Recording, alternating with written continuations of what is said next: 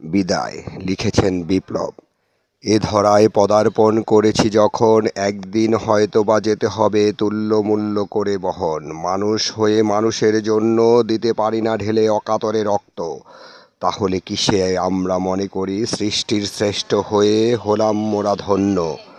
বিধাতা প্রাণকে সৃষ্টি করেছেন শুধু প্রাণীর জন্য, কিন্তু প্রাণীরা ধরায় এসে নিজের প্রাণের জন্য থাকে সদা ব্যস্ত। এসেছি ভবে, বিদায় একদিন নিতেই হবে, তোমাদের মাঝখান থেকে চিরতরে প্রাণী হয়ে জন্মেছি বলে। রূপরসে ভরপুর এ ধরার সর্বকুল, চাকচিক্যে ডুবে মানুষ থাকতে চায় শতযুগ।